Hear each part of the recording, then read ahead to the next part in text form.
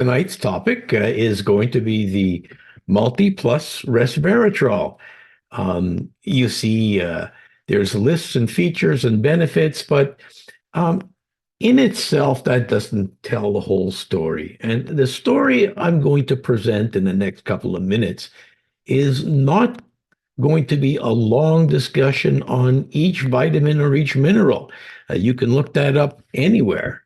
And I'm not going to bore you with stuff that you either know already or you can access at any time. So let me explain. I'm going to use an analogy. Now, I know analogies are not always perfect, but they do make a point. So here we go. Here's a picture of the most popular car in the world.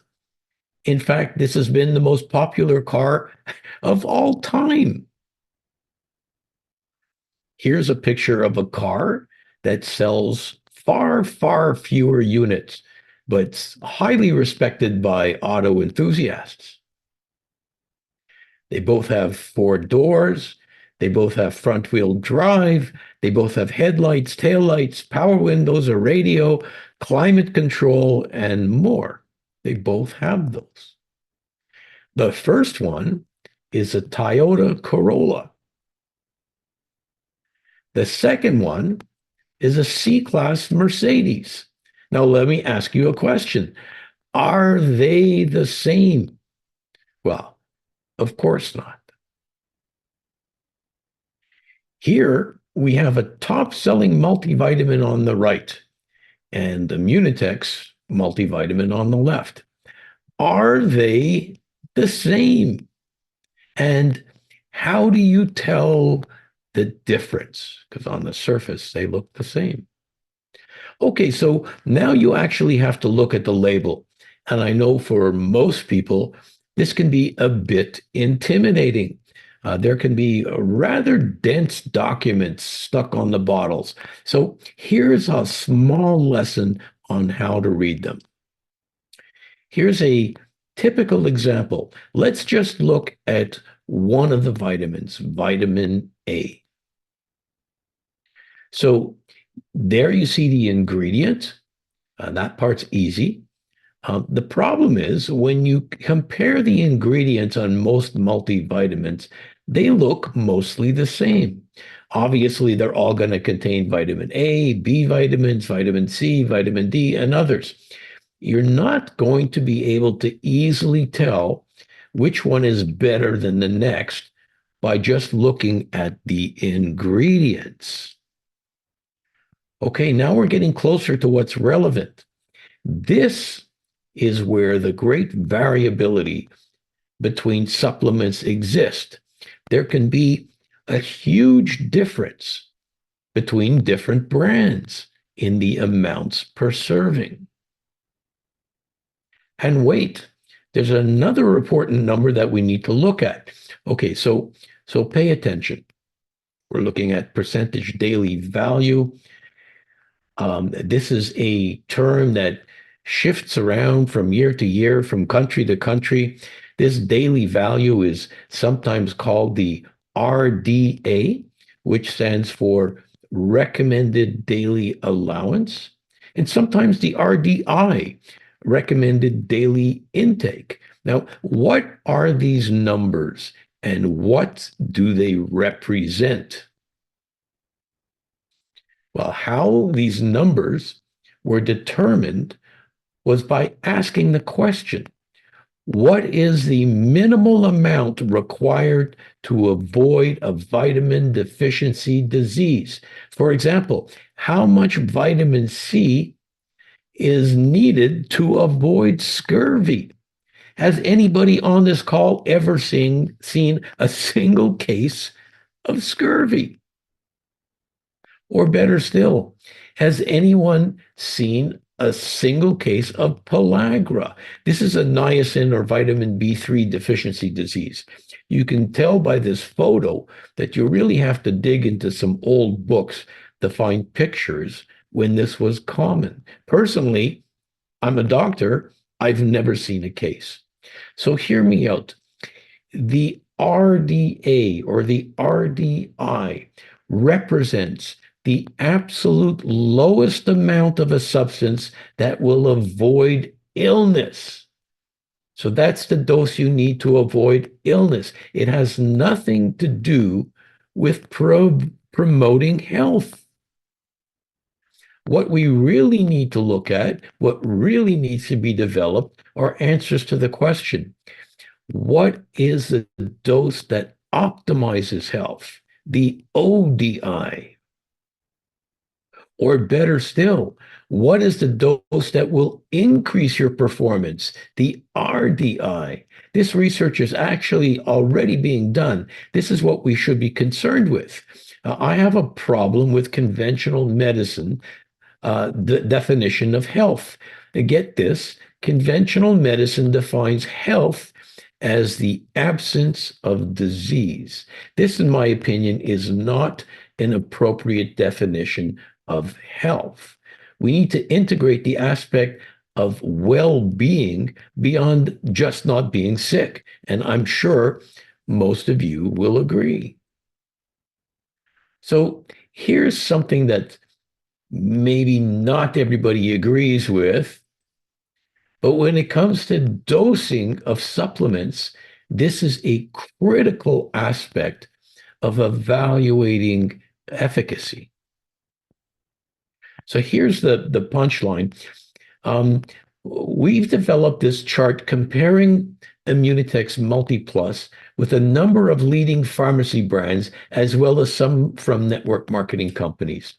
I understand that this chart is a bit dense to show well on your computer screen, but let me highlight a few things to pay attention to. First of all, pay attention to the color of the font.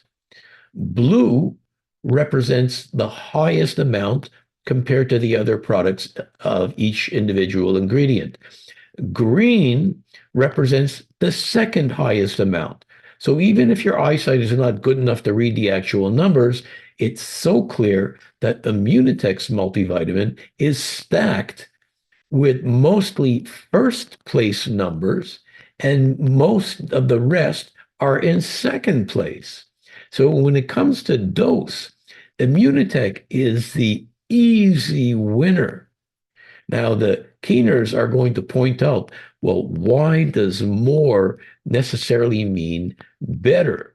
Well, great question. Let's look a little further. Here's a blow-up of just Immunotec's multi and the vitamin doses. So again, you see that we are the number one in most ingredients. Now notice these numbers are a bit weird, but they seem to be all over the map. That's because what was taken into consideration was the optimal dose, not the RDA. You'll also notice that some of the numbers are lower and some ingredients occasionally aren't even there. Why? Now, I intentionally formulated the vitamin A dose because some of the more recent literature shows that too much vitamin A, or its precursor, beta carotene, can be problematic for certain populations, for example, smokers. So this is not an accident. I made it below the RDA with a specific intent. The vitamin D is only at 100%. Now, the reason here is that I know most of you will also be taking Immunotec's Calcium D from milk or our new Sunray product. This Calcium D, as the name implies, also contains vitamin D, and the Sunray is calcifediol, the most potent delivery of vitamin D. And so you're already taking vitamin D, enough vitamin D from the other Immunotec products. What about vitamin K? Is more necessarily better? No. In fact, supplements that have vitamin K in them are specifically avoided by people who are taking blood thinners like warfarin or Coumadin, and even sometimes aspirin. So we didn't include any at all. This is not an oversight. You'll notice that the Multi Plus only came in second place for niacin. Again, this is not an accident. Much Going much above this dose will cause a lot of people to have an annoying side effect called a niacin flush. This is when the body is confronted with too much niacin or vitamin B3 at once, and your skin may turn red for a few minutes. Not dangerous, but definitely annoying and possibly scary. So this was really thought out well. Now let's get into something that would be nearly impossible to discover just by looking at the label on the bottle. There are so many elements that show up on that big chemistry chart you all remember from high school. Now, many of these are quite toxic, but even some of the potentially toxic ones are actually necessary for life, but at extremely low doses. Low doses. Too much can be a real problem, but none will lead to major issues. These are what we call trace elements or occasionally micronutrients. It can be challenging to measure microscopic amounts individually into a vitamin pill, but there's an easier solution. They can all be found in some unique plant life. In our case, we use chlorella, a type of algae, quite something outside of all the phytonutrients. It contains all of the trace elements required by man. You see, that's not going to show up on a list. Okay, let's shift gears a bit. Let's have a toast to one really special ingredient that we have in our product. Let me start off with a brief look at something called the French paradox. What is that? Well, French food is famous across the world, not only for its great taste, but also because it's so rich. Rich meats loaded with yummy sauce like beef bourguignon, delicacies like pâté de foie gras, which incidentally translate to paste made from fatty liver, in this case, usually duck or goose liver. French pastry. Now, don't forget this fact, though. Having a bottle of French red wine usually is part of a Frenchman's main meal. So the paradox is, why aren't all these French people dropping dead from high cholesterol and heart attacks? Why? Well, many years ago, a theory was proposed. Maybe it's something in the red wine that's protecting them. Remember, they have red wine with most of their main meals. And a scientific investigation uncovered a molecule naturally appearing in plants, in this case, specifically in red wine, called resveratrol. And this received a whole lot of attention. And resveratrol was attributed with having a whole bunch of different benefits: antioxidant, anti inflammatory, anti aging. Animal studies were very promising when looking at anti-aging, yeast, invertebrates, insects, fish, and even mammals.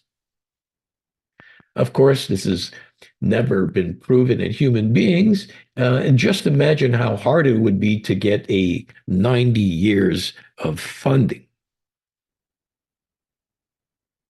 And certainly, there are potential problems feeding babies red wine. Now, how did they get all that red wine into the mice? Well, of course, red wine wasn't what was used in these studies. The resveratrol was isolated, and believe it or not, there are multiple bottles of wine resveratrol in each little capsule. Wow. So much more we can talk about But time is limited. Let me finish by asking you, which car would you want if you had a choice?